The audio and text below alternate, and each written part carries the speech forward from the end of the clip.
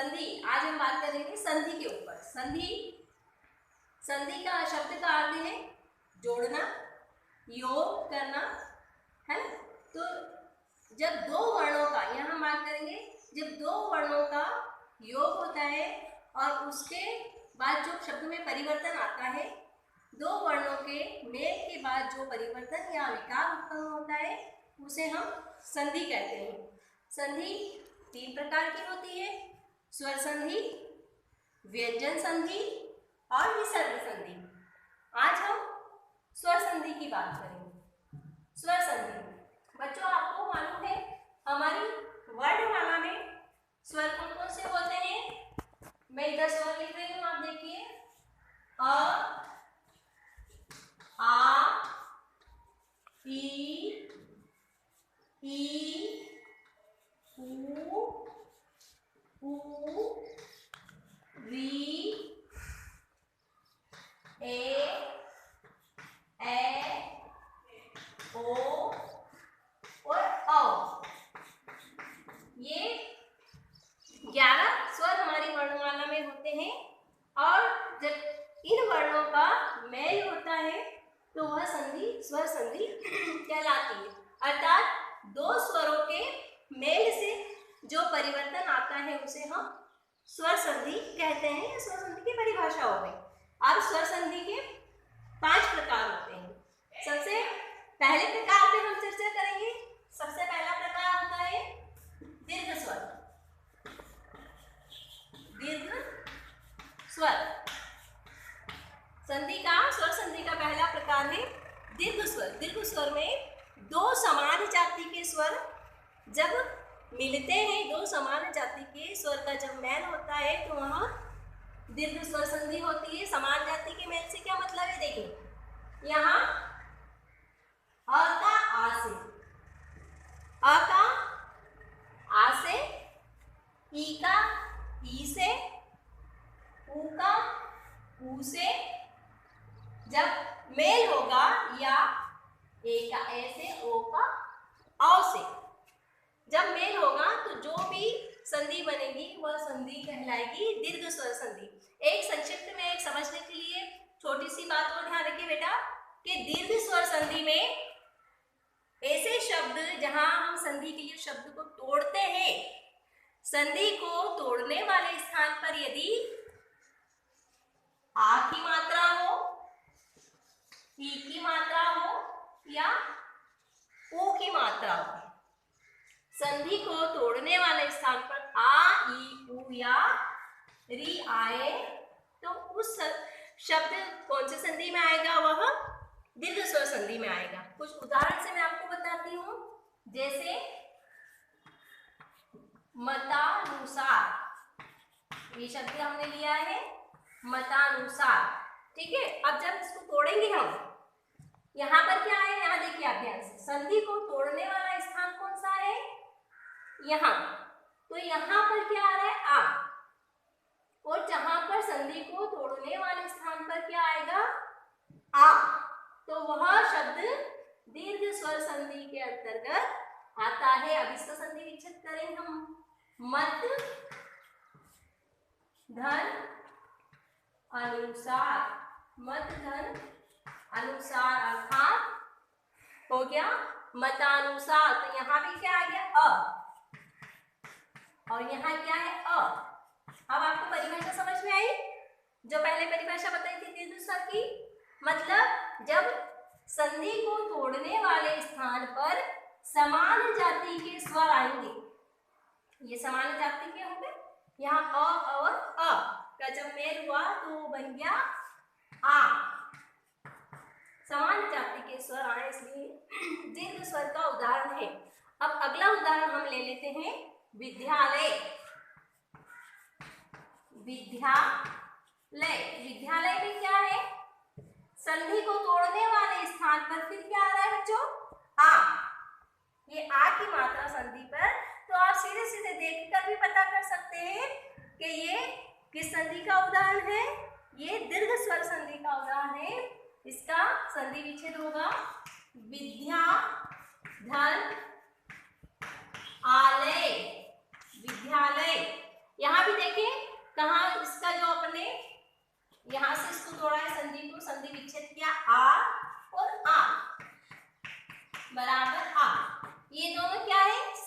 जाति के स्वर, जैसे कि हमारी परिभाषा है कि समान जाति के स्वरों का जहां मेल होता है वहां पर दीर्घ स्वर संधि होती है। दूसरा उदाहरण हम लेते हैं रविंद्र, रविंद्र, रवि, धन, इंद्र, इसका संधि विच्छेद हुआ रविंद्र का। देखिए यहाँ फिर वही बात दोहरा रही हूं मैं कि यहाँ आप देखेंगे तोड़ने वाली जगह कौन सी मात्रा दिखाई दे रही है आपको, बड़ी की। तो आप तुरंत पहचान लीजिए कि जहां आ की मात्रा है, बड़ी की मात्रा है, या ऊ की मात्रा आए या री आए, वह दीर्घ स्वर संधि का उदाहरण है। इसको हम करेंगे यहाँ पर ई और ई, छोटी ई और ये छोटी दोनों मिलकर क्या बन गया, बड़ी, ये ई, इक। इस प्रकार से ये दीर्घ स्वर संधि है बच्चों। दीर्घ स्वर संधि में दो समान जाति के स्वर, समान जाति के स्वर मतलब अ का आ और आ आपस में मिलेंगे, या आ मिलके आ बनेगा, ई का ई से, ऊ का ऊ से। इस प्रकार से समान स्वरों का मेल होगा वहां दीर्घ स्वर संधि। और सबसे अच्छा पहचाने का याद रखिए कि जहां पर आ ई ऊ यदि आपको तोड़ने वाली जगह मिलते हैं तो वह दीर्घ स्वर संधि का उदाहरण होता है। चलिए अब हम आगे चलते हैं।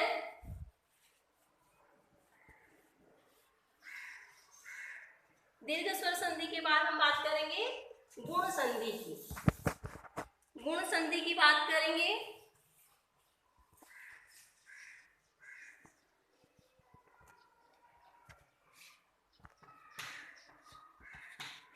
गुण संधि के अंतर्गत दूसरा लेंगे हम गुण संधि। गुण संधि में देखिए ये जो दो अपना पहला दो वर्ण है, ये स्वर वर्ण अ, आ का ई और उ से मेल होता है। आ का प्रथम जो शब्द पद होता है उसमें अंतिम वर्ण का आ आता है और उसका जो मेल है वह ई और उ से होता है, वहां पर गुण संधि होती है। वो री, गुण संधि में री भी शामिल होगा। ठीक है, अब इसके लिए छोटा सा आप मत समझिए, एक मात्र सो गुण कहे, है ना, ऐसे शब्द जहां पर एक मात्रा आएगी, एक मात्र सो गुण कहे, ये सूत्र है। एक मात्र सो गुण कहे, इस सूत्र को याद रखिए। इसमें ऐसे शब्द आएंगे जहां पर प्रारंभ में उन शब्दों को संधि को तोड़ने वाले स्थानों पर मात्रा एक हमें मिलेगी, जैसे ए और ओ। ऐसे जो शब्द होंगे वो गुण संधि के अंतर्गत आएंगे, जैसे देवेंद्र। कुछ शब्द हम देखेंगे, देवेंद्र, महोदय और महर्षि। री भी आ सकता है इसमें, महर्षि। ये हुए। यहाँ पर आपको क्या दिखाई दे रहा है, एक मात्रा, यहाँ पर भी एक मात्रा और री, री भी इसमें शामिल होगा। एक मात्रा यहाँ देवेंद्र में, ओ की मात्रा यहाँ, इसलिए एक मात्र सो गुण कहे, इसका सूत्र है। अब इसको हम संधि विच्छेद करके देखेंगे। देवेंद्र, देव, धन, इंद्र, इसका संधि विच्छेद क्या हुआ, देव, धन, इंद्र, अर्थात देवेंद्र। यहाँ क्या है देखिए, यहाँ अ का किससे मिलान हुआ, ई से। वही तालिका हम देखेंगे, अ का मिलान किससे हुआ, यहाँ पर ई से। गुण संधि में ये वाला भाग का मिलान इस वाले भाग से होता है।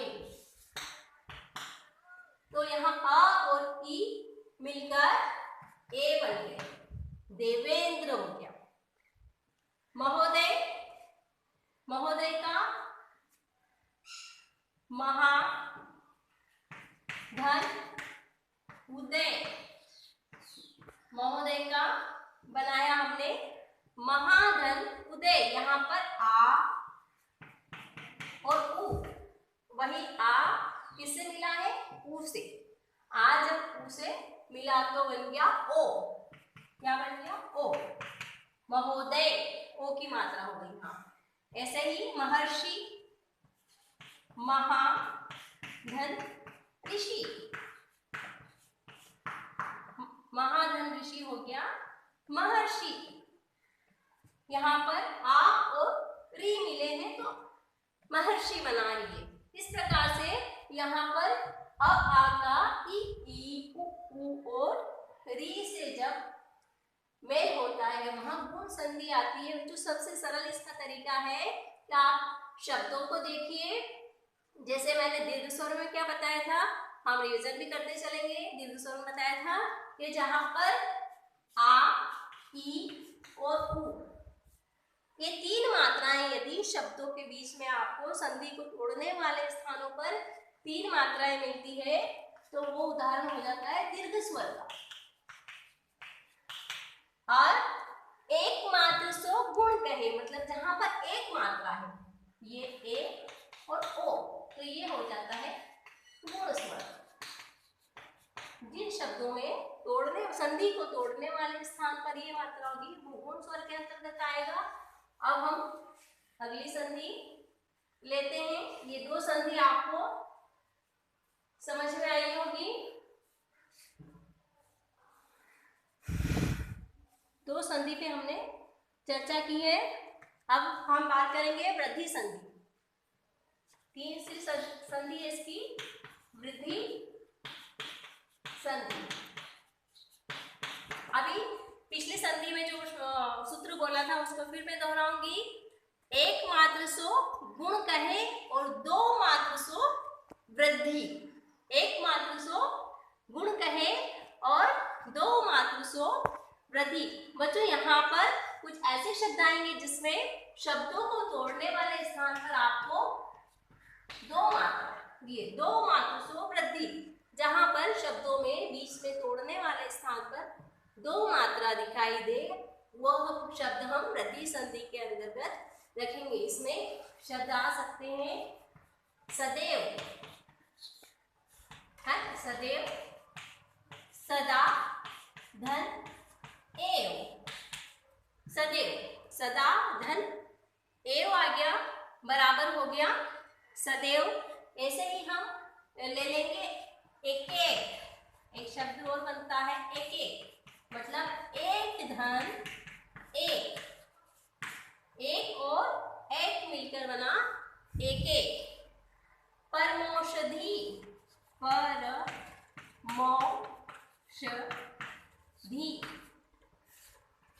परमौषधि मतलब परम धन औषधि। इसका हम निरीक्षित करेंगे परम धन औषधि।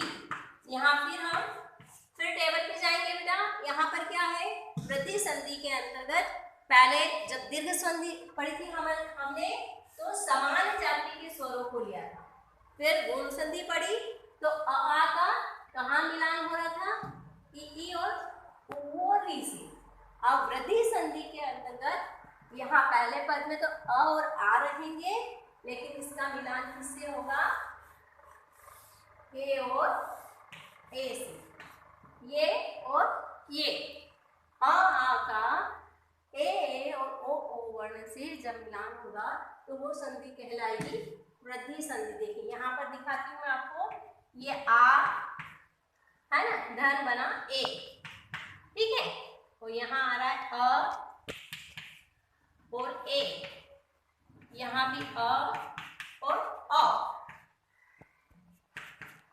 जहां पर अ और आ का ए और ओ से मिलान होता है वहां पर आएगी वृद्धि संधि। कहने का तात्पर्य है बच्चों कि पहला शब्द देख लीजिए बीच वाला, जहां से हमको शब्द को तोड़ना है, संधि विच्छेद करना है, वहां पर यदि दो मात्रा हो तो वह संधि कौन सी कहलाती है, वृद्धि संधि का उदाहरण है।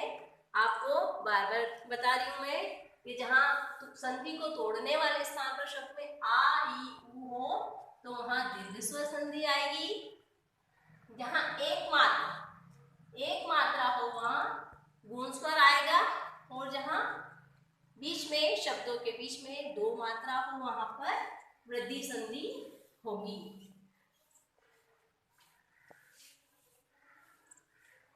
वृद्धि संधि है ना, एक मात्र सो गुण कहे, दो मात्र सो वृद्धि, वृद्धि स्वर संधि। ठीक है, ये 3 संधियां आशा है आपको बहुत अच्छे से टेबल के माध्यम से भी समझ में आ गई होगी। अब हम अगली संधि की बात करेंगे। अगली संधि है हमारी यण संधि। चौथी संधि है यण संधि। यण संधि के बारे में हम बात करेंगे। यण संधि, इसकी पहचान का सबसे आसान तरीका है बच्चों कि जहां पर य, र और व, य, र और व के पहले जो अपूर्ण वर्ण आता है, कैसा वर्ण के पहले अपूर्ण वर्ण, अपूर्ण वर्ण आता है, तो उन शब्दों की संधि यण संधि के अंतर्गत आती है। जैसे हम इसके उदाहरण लेंगे, प्रत्येक है ना, स्वागत। ठीक है, इनको आप समझिए। परिभाषा के हिसाब से क्या हो रहा है, यण संधि में य, र और व के पहले अपूर्ण वर्ण यदि आता है तो वह यण संधि के अंतर्गत आता है। य ये य है, य के पहले अपूर्ण वर्ण कौन सा आ रहा, त। ये व है, व। ठीक है, व के पहले अपूर्ण वर्ण कौन सा है, आधा स, है ना। अपूर्ण वर्ण किसे कहेंगे, आधा। अपूर्ण वर्ण जो पूरा नहीं है, आधा है, तो यहाँ अपूर्ण त है, यहाँ अपूर्ण स है। य, र और व के पहले जब अपूर्ण वर्ण आते हैं तो वहां पर कौन सी संधि होगी, यण संधि, सीधे सीधे। और एक और हम उदाहरण ले लेते हैं, इत्यादि। देख, ये य, यहाँ भी य के पहले अपूर्ण वर्ण आया, आधा अपूर्ण माने आधा, त। अब प्रत्येक माने प्रतिधन एक, इसको हमने संधि विच्छेद करा, प्रतिधन एक। स्वागत, सुधन, आगत, सुधन, आगत। और इत्यादि, इत्यादि में इति धन आदि, इत्यादि का इति धन आदि। इसकी एक विशेषता है कि इसके पहले पद का अंतिम जो वर्ण होता है, पहले पद का अंतिम वर्ण ई, उ और ई होगा, ये वाला पहले पद का अंतिम वर्ण ये होता है यण संधि के अंतर्गत। पहले पद का अंतिम वर्ण, पहले पद का अंतिम वर्ण आएगा यण संधि के अंतर्गत। जैसे देखिए आप, ये पहला पद है प्रतीक, इसका अंतिम वर्ण क्या है, ई। उच्चारण से आप देखेंगे तो आप बोलेंगे बच्चों ये त लिखा है, लेकिन त नहीं, इसका उच्चारण कीजिए आप। स्वर उच्चारणों पे ही समझा जाता है। प्रति, आखिरी में उच्चारण कर रहे थे, क्या आ रहा है, ई। ये आ रहा है छोटा ई उच्चारण पे। तो पहले पद का अंतिम वर्ण ई, उ या री होता है, वहां यण संधि होती है। यहाँ सु में आ रहा है उ, अंतिम वर्ण क्या आ रहा है इसका उच्चारण में, उ। यहाँ पर भी ई। इस प्रकार से जहां पर पहले पद का अंतिम वर्ण में ई, उ या ई आता है। और एक और दूसरा समझने के लिए है कि य, र और व के पहले यदि अपूर्ण वर्ण आता है तो वहां पर यण संधि होती है। ये 4 संधि हमने स्वर संधि के जो 4 भाग है, 5 भाग में उसमें से 4 भाग आप लोगों ने समझ लिए हैं। इसमें मैं बता दूं आपको फिर से, य, र और व के आगे अपूर्ण वर्ण आता है। अपूर्ण माने आधा, वो संधि कहलाती है यण संधि। अब इसके बाद बच्चों हम चलेंगे अयादी संधि। स्वर संधि का जो पांचवा भाग है वह कहलाता है अयादी संधि। अयादी संधि, अयादी संधि के अंतर्गत जब ए का आई और ए का आई, इसमें पहचान है, इसमें ए का आई, ए का आई, और जब इसमें वह शब्द ओ का औ तथा औ का आव हो जाता है, ओ का औ तथा औ का आव हो जाता है। जब संधि को आप विच्छेद करेंगे तब आपको ए का आई के रूप में, ए का आई, ओ का औ और औ का आव के रूप में प्रयोग आपको मिलेगा यहाँ। अब इसकी बात करेंगे। अभी हमने क्या यड़ संधि में ई और उ और री की बात की थी। यड़ संधि के अंतर्गत यहाँ पर पहले पद का अंतिम वर्ण यड़ संधि में ये आया था। अब अयादी संधि में पहले पद का वही चीज है यहाँ पर भी, पहले पद का अंतिम वर्ण क्या होगा? जब हम संधि विच्छेद करेंगे तो पहले शब्द का अंतिम वर्ण ए, ओ और औ, जब ये वाले आएंगे, है ना। हम इसके उदाहरण को देखते हैं। पहला उदाहरण लेते हैं, नयन। हमने उदाहरण लिया नयन, है ना। नायक, नयन, नयन का बनेगा ने धन अन, ने धन अन, ने धन अन मिलकर बना नयन। नायक, नायक का ने धन अक, ने धन अक, नायक। अगर गायक होगा तो गे धन अक हो जाएगा तो गायक हो जाएगा। इसी प्रकार से पवन, पो धन शब्द लेंगे हम पवन, पवन का पो धन अन, ये हो गया पवन, ठीक है। पावन,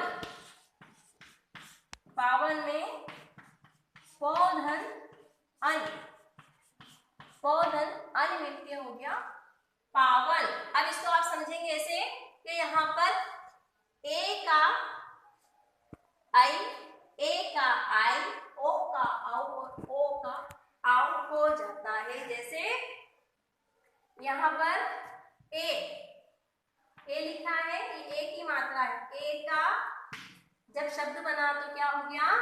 आय, ने धन अन मिलके न य न, आई हो गया। ये या ना में अ और ये आई, ए का क्या हो गया? आई। इसी प्रकार यहाँ भी ए का आई और यहाँ ओ का औ, अ और वो औ हो गया, और यहाँ औ का आ हो गया, आव, ठीक है। नायक, नय धन अक, नायक, नयन का नय धन अन, नयन।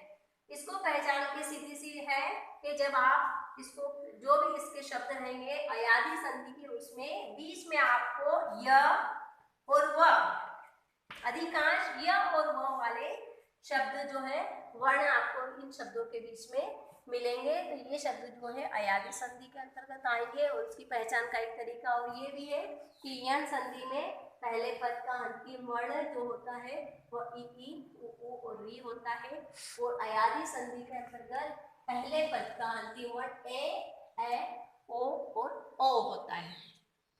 तो बच्चों ये इस प्रकार से पांचों संधि के जो स्वर संधि के जो 5 प्रकार थे वो मैंने आपको समझा दिए हैं।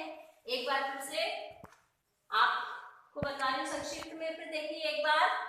यहाँ पर दीर्घ स्वर, सबसे पहले हमने बात करी थी दीर्घ स्वर संधि के उसके अंतर्गत ऐसे शब्द जिनमें संधि को तोड़ने वाले स्थान पर आ की मात्रा, ही की मात्रा, उ या री, अधिकांश संस्कृत शब्दों में री का प्रयोग होता है। तो ये जब शब्द आते हैं बीच वाली जगह तो वो दीर्घ स्वर संधि के होते हैं। जैसे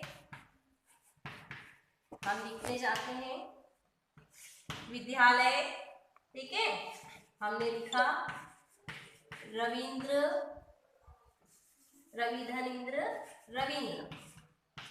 और अगला शब्द मतानुसार,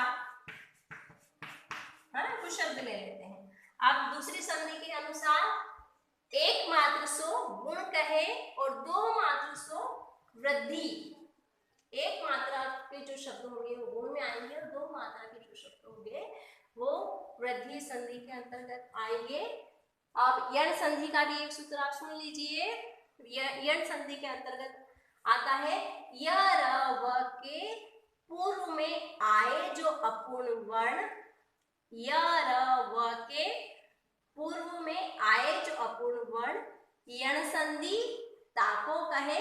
सुन लीजिए, देख कर्ण, है ना, कान लगा के सुन लेना है कि यदि य व और र के आगे कोई अपूर्ण वर्ण आता है तो वह शब्द यण संधि का उदाहरण होता है। यहाँ पर हम कुछ शब्द फिर लेते हैं। सदैव, एक एक, है ना, इत्यादि,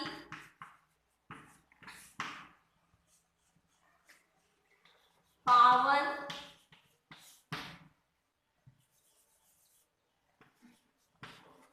नयन, प्रत्येक,